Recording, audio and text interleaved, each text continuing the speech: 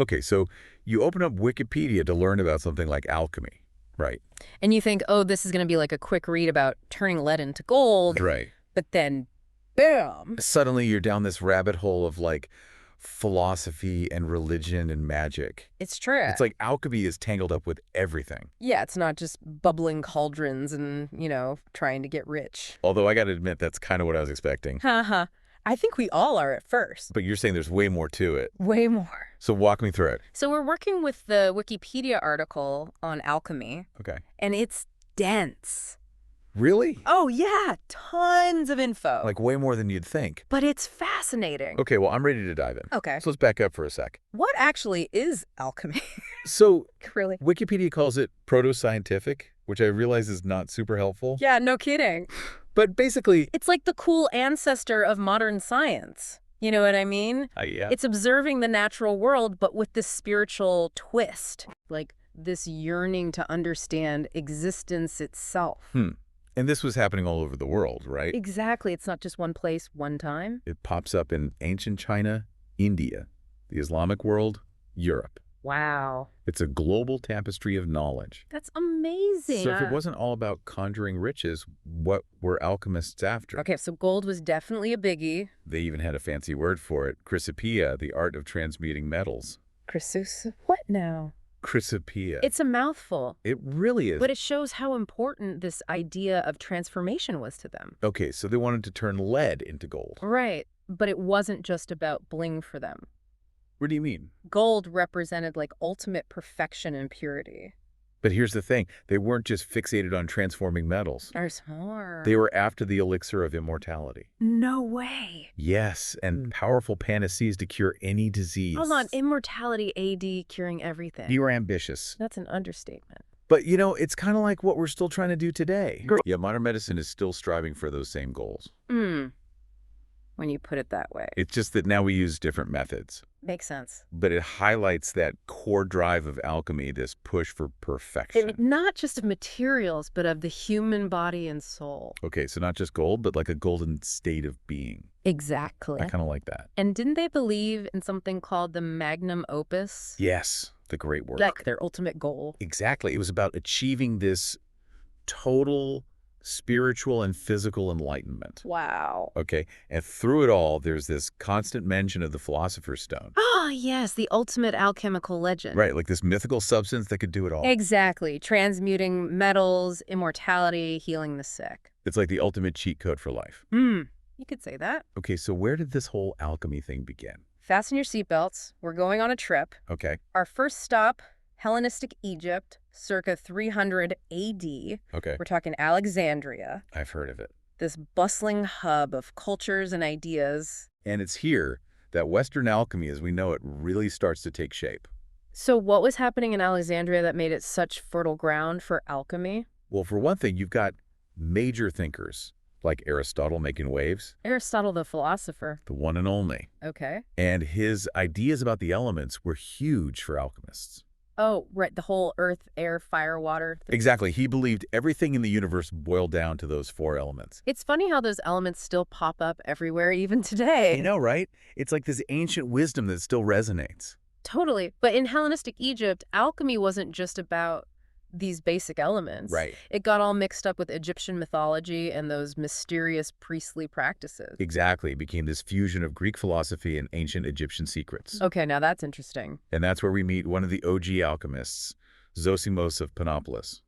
Zosimos. That name rings a bell. He's a big deal. Basically wrote the book on alchemy. Literally. Well, he wrote a lot of books. But seriously, he connected alchemy back to those ancient Egyptian practices. So he's like the link between the practical side of alchemy and the more spiritual philosophical side. Exactly. He saw both sides of the coin. And wasn't there something about him saying alchemy was a gift from the gods? Oh, yeah. He believed that. Passed down to the priests of Egypt. Wow.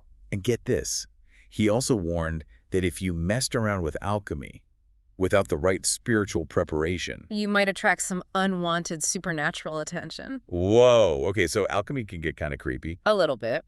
But that idea that it's connected to something bigger than ourselves. Something divine. Yeah. It's really at the core of the practice. Okay, I think I'm starting to get it. It's like this blend of science and spirituality. Right. With a dash of danger thrown in for good measure. Exactly. I like it. So where do we go from Alexandria? From the banks of the Nile, we're heading eastward. The heart of the Islamic Golden Age. The Islamic Golden Age. Now that's a period in history that just screams intellectual powerhouse. What happens to alchemy when it lands in a place like that? Let's just say alchemy found its groove in the Islamic world. I bet. Imagine a culture already obsessed with science, math, philosophy. Alchemy just slotted right in. Okay, so we're leaving the sands of Egypt and touching down in the Islamic Golden Age. Yeah. What happens to our friend alchemy when it lands in this intellectual melting pot? Oh, it's like alchemy walks into a party. And all the smartest people are there. Bet. It's like alchemy's dream come true. Exactly. And in this scene... There's one name you got to know. Okay, hit me. Jabir ibn Hayyan. Jabir ibn Hayyan. Got it. Another one for the Alchemy Hall of Fame. For real, this guy was doing amazing work. So what makes him so special? Okay, so Jabir... He wasn't just messing around with alchemy. He was like, what if we take this whole transmutation thing to the next level? Okay, I'm intrigued. He introduced this concept of transmutation through rearranging qualities. Rearranging qualities. Say what now? So like with metals. He believed that metals like lead and gold, they weren't fundamentally different substances, Okay. but variations on a spectrum of properties. So instead of finding some magical ingredient to morph lead into gold, he thought you could just rearrange what was already there. Exactly. It's like alchemy meets interior design. Alchemy meets interior design. I like it. He was rearranging the essence of matter itself. Okay, so how did he think that worked? Well, he dove deep into the nature of matter, and he came up with this idea. That each metal had these inner and outer qualities. Like what? Hotness, coldness, dryness, moistness. Okay, I'm picturing a cosmic recipe card for metals. Haha, kind of. And he believed that if you could manipulate these qualities, you could theoretically transform one metal into another. So if lead was cold and dry and gold was hot and moist, you could just rearrange those qualities to turn lead into gold. Well, it wasn't quite that simple. I figured. But the theory was that by understanding and manipulating these fundamental qualities, transmutation was possible. That's some next level thinking right there. Yeah. Oh, absolutely. Jabir was way ahead of his time. But he wasn't just all talk, was he? No way he was out there in the lab. Getting his hands dirty. So a real alchemist in action. The real deal. He was constantly developing new tools and techniques. Like what? Especially for distillation. And all sorts of alchemical processes. So did any of his methods actually work? Let's just say. A lot of what he was doing forms the foundation for modern chemistry. Get out. No way. Way. So he was really onto something. He was a trailblazer. And his influence. Huge. His writings, especially on the sulfur-mercury theory. Okay, hold up. The sulfur-mercury theory? Right. That sounds important. It is. It's this idea that everything boils down to two fundamental principles. Two principles. Sulfur and mercury. Okay. Sulfur representing things like heat and combustibility. And mercury representing coolness and fluidity. It's like the yin and yang of the alchemical world. Exactly. It's all about duality and balance. I dig it. So Jabir's work kind of solidified this theory. He made it a cornerstone of alchemical thought for centuries. Oh. Okay, so we've gone from Egypt to the Islamic Golden Age. And I gotta say, this alchemical road trip is pretty amazing. Just wait, it gets better. Where are we headed next? From the bustling intellectual centers of the Islamic world, we're following the ancient Silk Road all the way to China. The Silk Road. Now that just sounds epic. Oh, it is. We're talking camel, spices, ancient texts. It's like something out of Indiana Jones. Minus the snakes, hopefully. Okay, yeah, minus the snakes. What's waiting for alchemy in the Far East? So in China, alchemy takes on a slightly different flavor. How so? Well, they were still interested in gold. But it wasn't their main jam. Okay. Chinese alchemists were more interested in the healing power of alchemy. And of course, the eternal quest for immortality. So less about getting rich and more about living forever. You got it. They were all about that eternal life. I can't blame them. They were searching for the legendary grand elixir of immortality. The grand elixir of immortality has a nice ring to it. So instead of just messing around with metals, they were looking inward. They were way ahead of their time in that sense. They viewed the human body as a microcosm of the universe. Whoa. And they believed that by harmonizing internal energies, they could achieve longevity and even immortality. It's like inner alchemy instead of just working with external substances. Exactly. It's about transforming yourself from the inside out. I like their style. So did they have any luck? Well, the Fountain of Youth is still playing hard to get. Figures. But the Chinese alchemists did make a pretty groundbreaking discovery. Okay, now I gotta know. What did they find? Are you ready for this? Hit me. Gunpowder. Wait, they found gunpowder while searching for the secret to eternal life. Talk about an unexpected outcome. You think? That's amazing. It's like they were trying to cook up a life-extending elixir. And ended up with, boom, a recipe for something a little more explosive. That's one way to make a mark on history. You could say that, but in all seriousness. The discovery of gunpowder had a monumental impact on the world. Understatement of the century. Right. It just goes to show. Alchemy was full of surprises. And probably a few more explosions along the way. Most likely. So where do we want to go from here? Well, we've covered a lot of ground. We have from Egypt to the Islamic Golden Age to China. Alchemy really has been on a journey. And we're not done yet. We still need to circle back to Europe. Oh, yeah. Because alchemy's story doesn't end there. Not even close. Okay, so we've journeyed from Egypt to the Islamic Golden Age to China with alchemy. It's been quite the adventure. It really has. And now we're circling back to Europe. Back to where it all began. Or not exactly began. You know what I mean? I do. Oh. So how does alchemy make its grand return to Europe? Okay, so picture this. It's the 12th century. Okay. And Europe is having a moment. Like a Renaissance moment? Well, not quite yet, but they're getting there. But they're hungry for knowledge. And along comes this wave of translations of Arabic texts. Ah, so alchemy gets a boost from the Islamic Golden Age? Exactly. All that amazing alchemical wisdom from the Islamic world comes flooding into Europe. Talk about a knowledge transfer. It's like alchemy's homecoming party. And everyone's bringing gifts. I like it. So who are the big names in European alchemy once it makes its comeback? Oh, we've got some heavy hitters. Okay, I'm ready. Albertus Magnus and Roger Bacon. Albertus Magnus, Roger Bacon. Those names definitely ring a bell. Yeah, they were like the rock stars of medieval alchemy. What made them so influential? Well, Albertus Magnus. He was all about that hands-on approach. Really? Oh, yeah. He had this whole workshop dedicated to alchemical experiments. Wow, a dedicated alchemy lab. That's commitment. Right. He believed in getting your hands dirty, literally. A true alchemist. Yes. And then what about Roger Bacon? What was his thing? Bacon was all about observation and experimentation. So like a proto-scientist. Exactly. He stressed the importance of testing your hypotheses. Wait a minute. Are we saying that a medieval alchemist helped shape the scientific method as we know it? Got it. Roger Bacon was way ahead of his time. That's incredible. He saw alchemy not just as this theoretical pursuit, Yeah. but as a tool for unlocking practical applications. In what way? In medicine technology, you name it. Wow. He was a visionary. So you've got Albertus Magnus and Roger Bacon pushing alchemy in this more experimental direction. They were definitely pushing boundaries. But were people buying it? Was alchemy becoming more accepted, or were people still kind of freaked out by it? It was a mixed bag, to be honest. How so? We had these pioneers making genuine progress. But there were still plenty of charlatans out there. Oh, no, not the charlatan. Oh, yeah, trying to make a quick buck with fake elixirs and wild claims. It seems like every field has its share of bad apples. It's true, and unfortunately those bad apples gave alchemy a bit of a PR problem. I bet. Especially back then when people were already suspicious of anything new or different. Exactly. There were even times when alchemy was outright banned because of all the scams and shenanigans. That's a bummer. But I guess it's a testament to how powerful the allure of alchemy was. Oh, for sure. People were still drawn to its mysteries. So what happens next? Well, then comes the Renaissance. Ah, the Renaissance. When things really started to change. Big time. The Renaissance was like this explosion of creativity and new ideas. And alchemy got swept up in the excitement. So how did alchemy change during the Renaissance? It became even more intertwined with art, philosophy, and medicine. Alchemy as art. Now that's an interesting concept. It's true.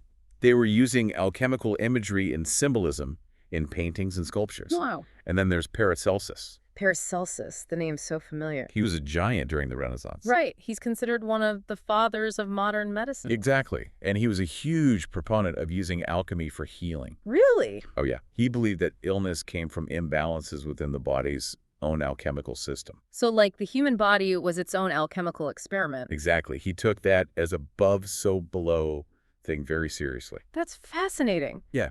So how did he use alchemy to treat illness? He was all about using chemicals and minerals for healing. Which was a pretty radical idea back then. Oh, totally. People thought he was crazy. But he ended up revolutionizing medicine. He was a true innovator. And even though his methods were controversial, he paved the way for how we think about medicine today. It's amazing how alchemy keeps influencing these different fields throughout history. I know, it's like this secret ingredient in the recipe of human knowledge. So we've gone from trying to turn lead into gold to like literally transforming medicine. Alchemy's journey is full of surprises. It really is.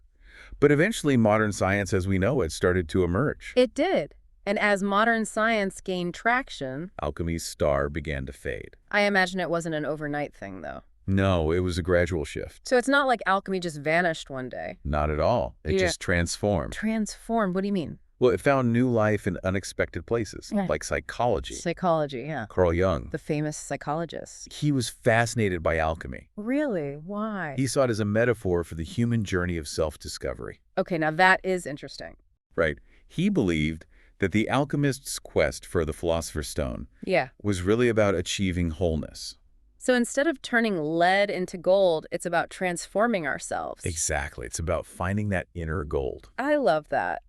And what about the elixir of immortality? Jung saw that as a metaphor for psychological longevity. So living a meaningful life that extends beyond our physical existence. Exactly. It's about making your mark on the world. Wow, alchemy really does have a way of popping up in the most unexpected places. It's true. And it's not just psychology. Chemical themes and imagery. They pop up everywhere. Like where? Literature, art, even pop culture. Now that you mention it, you're right. Right? So many stories about transformation and hidden knowledge and the struggle between good and evil. Exactly. Those are all classic alchemical motifs. It's like alchemy speaks to something deep within us. It totally does. That desire for growth, for change, for uncovering our hidden potential. I think that's a beautiful way to put it. So we've journeyed through centuries of alchemical history. We've explored its triumphs and its failures. We've uncovered its influence on everything, from science and medicine to psychology and art. Alchemy really has left its mark. It's incredible to think that this whole thing started with bubbling cauldrons and the quest for gold. And now it's given us so much more. Exactly. It's like alchemy itself has undergone the ultimate transformation. And our journey with it isn't over yet. That's right. There's still so much more to explore. Endless rabbit holes. So to our listeners, we say this. Don't let the adventure end here. Keep exploring the world of alchemy. You never know what you might discover. And on that note, we'll wrap up this deep dive into the fascinating world of alchemy. Until next time.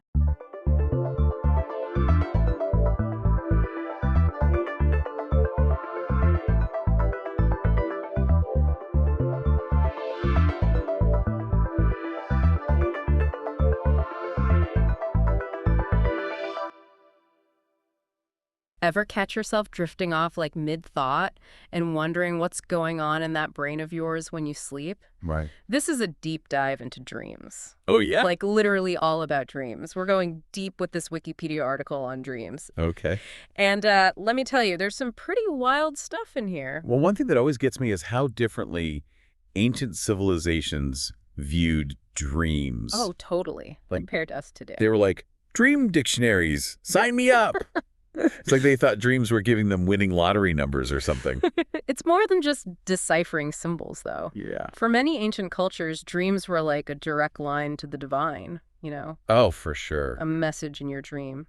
That wasn't just for you. That was a message from the gods. Potentially a big deal for the whole community. Can you imagine? Like, you go to sleep, and instead of worrying about that weird thing you said at work that day, you're waiting for, like, a divine message. Exactly. It kind of puts a whole new spin on, tell me your dreams and I'll tell you your future. Yeah. It makes you wonder, like, how did they even sleep with all that pressure? Right. Like, honey, did you get the message from the gods last night? Or was it just, you know, you eating all that cheese before bed again? But you know what I think is really interesting? What's the whole experience of dreaming? It seems like it's changed over time, right? Oh, yeah. I mean, the ancients, they talked about their dreams as if they were kind of just going along for the ride, receiving visions, getting instructions, like a divine PowerPoint presentation. You know? I like that. Like a divine PowerPoint, yeah. And now, though, it's way more interactive. Totally. It's like we're in a video game or something. Oh, yeah, for sure. Even if the plot of the dream makes absolutely zero sense. Exactly. But research shows that modern dreamers were active participants in our dreams, not just like passive viewers. Yeah, yeah. Makes you wonder if all the changes in our culture, like how we consume stories, Yeah. from myths to movies, if that's actually reshaping the way our brains cook up these dream narratives. It's wild. Like our dreams are evolving alongside our storytelling. Right. That's fascinating. But, okay, enough about the how of dreaming. Let's talk about the what.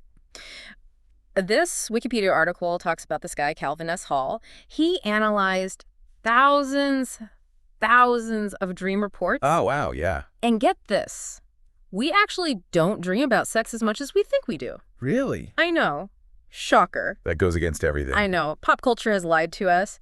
But he also found that we dream about negative stuff like anxiety and fear way more than anything positive. Makes you think about why we dream at all, doesn't it? Yeah, it does. Like, what's the point of all this nighttime drama? Yeah, what is the point? We've talked about how ancient cultures viewed it, how the whole experience has changed, but like, why even bother? Why do we dream? Well, that is the million-dollar question, isn't it? Huh?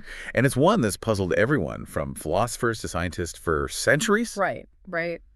And honestly, we don't have a single definitive answer. But what we do know is that dreaming is super connected to this very specific stage of sleep. Oh, yeah, yeah. REM sleep. REM sleep, rapid eye movement. Right. Right. Yes. Like our brains are putting on a whole movie behind our eyelids, dramatic close-ups and all. Uh-huh. That's a great way to put it. It really is. During REM sleep, our brain activity just lights up, almost like it does when we're awake. Really? Certain areas, especially the ones dealing with emotions, memory, all that sensory stuff, they're working overtime. So that's why even if the dream itself is totally bonkers, it can feel so real, so intense. Yeah. And that actually leads into this theory called the threat simulation hypothesis. Okay. Basically, it suggests that dreams might be our brain's way of practicing for real dangers. Like a test run for our fight or flight response. So all those dreams where I'm running late or I show up somewhere and I'm not wearing pants, that's my brain getting ready for the worst. Exactly. It's like a virtual boot camp for our anxieties. But what about the dreams that don't involve, like, imminent danger or public humiliation? What about those ones that are just weird and don't seem to relate to anything in my real life? That is where things get even more interesting. Another theory suggests that dreams actually help us process emotions and memories. Oh, interesting. It's like your brain's doing some overnight cleaning, sorting through everything that happened that day and putting it all where it belongs. So even those totally random dreams could just be our brain trying to connect the dots. Exactly. Some researchers think that dreams, especially those nonsensical ones, actually help us work through stuff, especially difficult emotions. Without being totally overwhelmed. Yeah, exactly. It's like our brains are giving us a safe space to feel all the feels. Okay, so we've got the threat simulation theory, we've got the emotion processing theory. Are there any other contenders for why we dream? There's one more. Oh, okay. Lay it on me. This one's called the memory consolidation theory.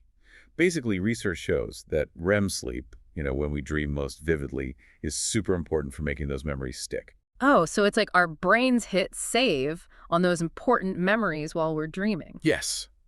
And that's where things get really, really cool, because it suggests that even the most bizarre, seemingly pointless dream could actually be playing a crucial role in how we learn and what we remember. Wow. Our brains really are incredible. They're like multitasking even when we're asleep. Totally. But there's one thing I've always wondered. Why do we forget so many of our dreams? It's like waking up from the best movie ever, but you can only remember like 2 random scenes. Oof, I know. So frustrating. Right. It feels like such a lot. It really does. And the thing is, we're not entirely sure why it happens. Oh, come on. But one theory suggests that during REM sleep, the neural pathways that usually move short-term memories to long-term storage, they might not be as active. So it's like our brain is writing this epic screenplay every night, but it's using disappearing ink. Yes. That's a great way to put it. It really captures the frustration of losing those glimpses into our subconscious. Right. Like if we could train ourselves to remember our dreams more clearly, would we unlock some even deeper level of understanding about ourselves? Now that is a question, isn't it? Seriously. It's a question that's really captivated researchers and dream enthusiasts for a long, long time. I bet. And some people believe that practicing things like dream journaling or even lucid dreaming can actually bridge that gap between our waking and dreaming minds. Speaking of lucid dreaming, that's something I definitely want to unpack because it sounds kind of like the ultimate life hack, doesn't it? being aware that you're dreaming while it's happening. It's pretty amazing. That's wild, but how does that even work? It really does sound like something out of a movie or something. Like, Oh. wait, I'm dreaming, but I know I'm dreaming. Yeah. And then I can control it. That's next level. It's a real thing, though. Lucid dreaming, it really happens. So it's not just remembering your dreams better. It's like you're really there in the moment, knowing it's a dream. Exactly. Total awareness while you're dreaming. That's wild. Okay, but how... Is this something anyone can learn to do, or is it like some people are just born with it? Well, some folks seem to have a knack for it, but there are definitely things you can do to up your chances. Like what? Well, there's this thing called reality testing, Okay. where you basically, throughout the day, you just stop and question your surroundings, like, am I dreaming right now? Interesting. It kind of trains your mind to spot those dream inconsistencies, even when you're asleep. So if I'm constantly checking if I'm dreaming in real life, my brain might start doing the same thing when I'm actually out cold. Yeah, exactly. And there's actually some evidence that meditation and visualization might help, too. Really? It makes sense, right? Yeah. They're all about self-awareness, mental clarity, the kind of stuff that could bleed into your dream life. That is so cool. Right. Imagine the possibilities. You could like face your fears head on, explore all those crazy worlds your brain comes up with. And no consequences. Exactly. Or what about like working through creative blocks, all in this safe space in your mind? And some therapists are even looking into using it to help people with nightmares or phobias. Wow, that's incredible. It really does feel like we're only just starting to understand dreams and what they can do. Absolutely. We've still got so much to learn. We do.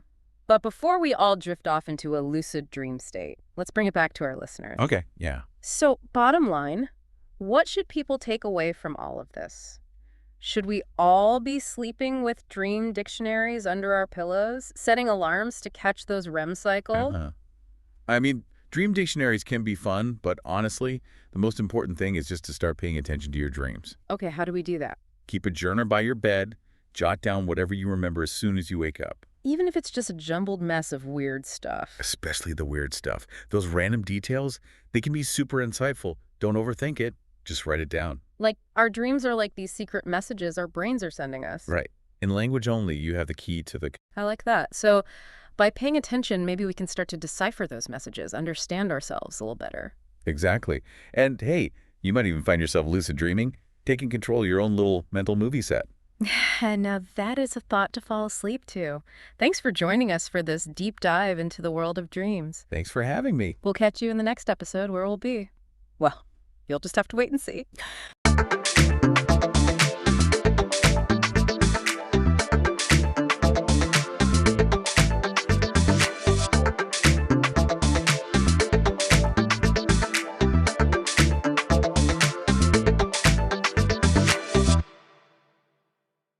All right. We're diving deep today. And get this, we're going on a journey. Through time, across continents. All thanks to one awesome river. You guessed it, the Nile. It's been around, shaping civilizations and making explorers scratch their heads for ages. It's really something. And since we're all about good sources here, today's deep dive is powered by Wikipedia. Excerpts from their page on the Nile River, to be exact. Don't underestimate Wikipedia, though. We're about to uncover some seriously cool stuff, trust me. Right. You think you know the Nile. Longest river in Africa, flows north, the basics. But then you start digging, and wow, there's so much more to it. Layers upon layers. Totally. Contradictions, hidden stuff, a timeline that goes back millions of years. It's mind-blowing. But before we get ahead of ourselves, how about a quick recap of the basics? The Nile is the longest river in Africa. Or is it? See, there you go. First curveball already. That whole longest river thing, it's actually a bit of a debate these days, depending on how you measure. Some say the Amazon might actually be longer. River rivalry. Who knew? Told you this would be good. But longest or not, we can agree. The Nile's a giant, flowing through 11 countries. Can you believe that? It is, but a slender giant, if that makes sense. Compared to other massive rivers like the Congo, the Nile's surprisingly small, in terms of water volume anyway. But here's the real kicker. It's not just one river, it's two. Hold up. 2 rivers. What do you mean? We think of it as one big Nile, right? But really, it's formed by 2 major tributaries coming together, the White Nile and the Blue Nile. And they're not just different in name. They're like 2 totally different personalities, each one with its own story. Okay, now I'm picturing this dramatic meeting of the waters. 2 rivers, their own histories, merging to create this legendary waterway is giving me major river family reunion vibes. But let's rewind for a sec. Let's talk about where it all begins. Finding the Nile source. That's an adventure in itself, right? Oh, absolutely. For centuries, explorers were obsessed with pinpointing the Nile's true source. Countless expeditions, all to solve this geographic mystery. And turns out it's not as easy as finding a single spring bubbling up. So where do you even start? Is there a generally accepted starting point for the Nile? Well, for the White Nile, the usual suspect is the Kajura River, way over in Burundi. But even that's not the whole story. The Kajura is fed by its own tributaries. The Ruviranza and Rurubu rivers weaving their way through Africa. So we're already talking about a river system, with branches, each one winding across the landscape. But didn't I read about a recent expedition back in 2010? Researchers in Rwanda might have found an even more remote source in the Nyungwe forest. Exactly. That's what makes the Nile so cool. Even with all our fancy technology, we're still discovering new things about this river. A river that's been shaping human civilization for, what, millennia? Okay, I'm hooked. Yeah, Let's right. hop on a raft. We're taking a journey down the Nile. What are some of the must-see spots? We'd start in a place steeped in legend, the shores of Lake Victoria in Uganda. That's where John Hanning Speke, one of the most famous Nile explorers, claimed to have found the river's source. Lake Victoria, source of the Nile. It's got a ring to it, doesn't it? Right. So we leave the lake behind. Now we're on the Victoria Nile. The scenery's incredible. Rolling hills, lush landscapes, waterfalls. You'll see the breathtaking Karuma Falls. Sounds like those classic adventure movies. Totally. Then we'd cruise through Lake Albert, this huge lake between Uganda and the Democratic Republic of Congo. And then things get interesting. Interesting how, is that where the Nile crocs come in? The ones you hear about all the time? Not quite crocodiles, but we do hit a different kind of obstacle, the Sud. The Sud, not exactly a name that screams luxury cruise, does it? Nope. But that's the thing about the Nile. Always full of surprises. The Sud, it's a massive swamp in South Sudan, one of the largest wetlands on Earth. Imagine trying to navigate a maze of papyrus reeds and endless channels. Okay, you've got my attention. But wait, I thought swamps were supposed to be teeming with life. Doesn't the Nile lose a ton of water there just from evaporation? You're right. Over half of the Nile's water vanishes into thin air as it goes through the Sud. It's like a giant sponge soaking it all up. But here's the thing. That loss, it's what makes the Sud so unique, so ecologically important. Nature doing its thing. Not always efficient, but always amazing. Exactly. What we might see as a problem is actually vital for this whole ecosystem. It's about balance. All right, so we've conquered the swamp. What's next on our Nile adventure? This is where the White Nile really earns its name. After meeting up with the Sobat River, which is full of sediment, the Nile's water turns this milky, almost white color. Wait a second. The White Nile isn't named for being clear and pristine. It's actually the opposite. You got it. Proof that things aren't always what they seem. The Nile is full of these little twists. Full of surprises, that's for sure. But I just realized, we've been talking about the White Nile this whole time. What about its partner in crime, the Blue Nile? Isn't that the one responsible for those epic floods that were so important to ancient Egypt? You are absolutely right. And that's where we'll pick up next time on the deep dive, as we explore how the Nile shaped one of history's most incredible civilizations. You know, it's funny, when you think about ancient Egypt, you picture those pyramids, right? Rising out of the desert sand, Yeah. like a postcard. I never really pictured them with a waterfront view. It is pretty wild when you think about it. During a time called the African Humid Period, the Sahara Desert was a completely different place. I'm talking grasslands, lakes, a whole network of rivers, including one that flowed near the pyramids. It was called the Khufu Branch. The Khufu Branch. Sounds like something straight out of an Indiana Jones movie, this lost river.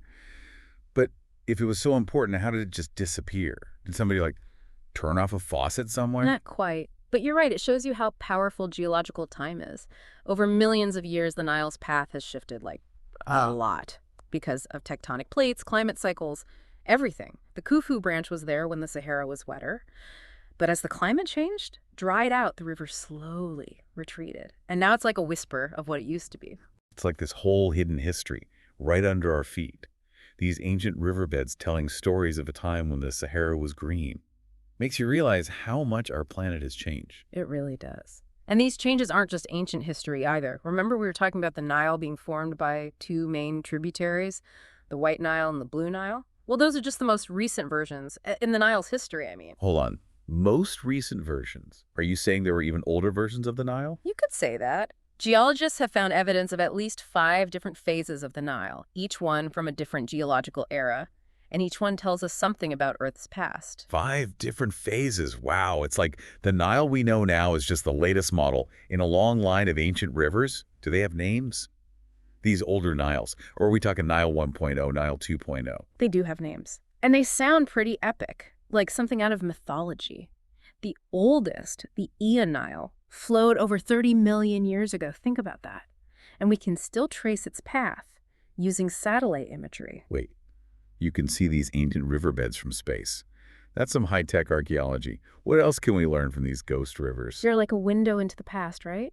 Showing us what Earth's climate and ecosystems were like millions of years ago. For example, take the Nile. It flowed when the Mediterranean Sea was much lower than it is now. It was a closed basin. And get this, the Nile actually carved this massive canyon hundreds of meters deep on its way to the sea. A prehistoric Grand Canyon, carved by the Nile, no less. Never would have imagined that. But where'd it go? But where'd it go? This mega canyon. That's the thing about geology. It's always changing. The Mediterranean basin eventually filled up, the canyon got buried under sediment, the Nile's path shifted. It never stops. It's like a reminder. What we see today, even a river as permanent as the Nile, it's just one frame in a much bigger, more complex movie. It puts things in perspective, doesn't it? We think we're in charge, but the Nile just keeps flowing. And it still flows today, but now there's a new element. Humans. With more people, a bigger impact on the environment, the Nile's facing a whole new set of challenges. Which reminds me, we've been so caught up in the Nile's past, we haven't even talked about what's happening right now. And those modern-day issues are becoming more and more pressing. We're talking about everything. Pollution, habitat loss, not to mention the increasing tension over water. Who gets how much? It's like those water wars you hear about in the news, right? Where countries are literally fighting over the Nile because they need it to survive. Exactly. This isn't just some abstract discussion. It's about real people, millions of them, who depend on the Nile. And as climate change makes things even more unpredictable, well, those tensions are likely to increase. It's a lot to think about, especially after this incredible journey we've taken from the Nile source all the way to these complex modern challenges. It is, but it's also a call to action. Because if the Nile has taught us anything, it's that change is the only constant. And now it's up to us to figure out, how do we deal with these changes? How do we make sure the Nile keeps giving life to generations to come? Okay, now I'm really feeling a sense of urgency. What do we do? How do we even begin to address all these interconnected challenges facing the Nile? Well, that's a conversation that deserves its own deep dive, don't you think? So here's the million-dollar question. How do we make sure the Nile has a future? And I don't just mean geographically. I mean a future where it can keep supporting millions of people. It feels like we need a whole new way of thinking about this river, not just managing it, but respecting it. You're so right. We've been stuck in this mindset of scarcity, like the Nile is this pie, and every country wants the biggest slice. But what if, instead of dividing it up, we thought of it as something we all share, our inheritance, in a way, something we need to take care of together? It's a nice thought, right? But how do you actually make that happen? Yeah. You got all these different countries with their own priorities, their own needs. It's easy to say, let's cooperate, but in the real world, things get messy. Oh, for sure. There's no simple solution. It takes a lot of work. Open communication, compromise, and maybe most importantly, realizing that working together is the best thing for everyone in the long run. Like that saying, a rising tide lifts all boats. If we ditch this us versus them thing and collaborate more, everybody wins. Exactly. And it's not just about governments talking to each other either. Local communities, the people who are most affected by all of this, they need to have a say. They're the ones living it every day. They've got the knowledge. Giving people a voice, especially the ones who are directly impacted by the decisions, makes sense to me. We're all stakeholders in the Nile's future, right? Absolutely. And let's not forget about technology. We can use it to find better ways to irrigate, to collect rainwater, even to deal with how climate change is messing with the Nile's flow. So we're talking a multi-pronged approach, talking it out, getting communities involved, using technology. It does feel hopeful, like there are ways forward, even with all these challenges. There are. Don't underestimate the Nile. It's seen empires rise and fall, been reshaped by massive geological forces, survived huge climate shifts. If any river knows about resilience, it's the Nile. And humans, we're pretty good at figuring things out when we work together. Now it's inspiring. So we're navigating these, shall we say, turbulent waters. To stick with the river theme, what can everyday people like us do? We can't exactly negotiate treaties or change the climate. It's a great question, and it starts with awareness. By learning about the Nile, its history, the problems it's facing, we become more informed citizens. We can use that knowledge to support policies that promote cooperation, sustainability. We can support the organizations doing amazing work in the Nile Basin. Heck, even just being more mindful of our own water use, it all makes a difference. Wow. So even though the Nile is this massive force of nature, our individual actions are still connected to it. It's true. We're all part of this big, interconnected system. What we do matters.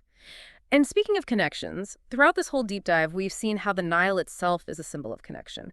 Geographically, historically, culturally, it's a thread that ties together the past and the present, bringing us all together in ways we might never have imagined. We talk about those aha moments, right? Surprising facts that really stick with you.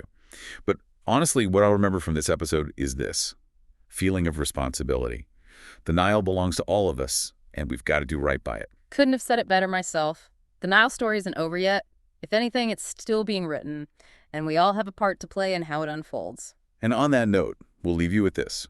The Nile, as mighty as it is also incredibly vulnerable to what we do, to how the climate changes. So here's a question for you to ponder. What choices will you make starting today to ensure that the Nile's waters keep flowing, keep giving life for generations to come?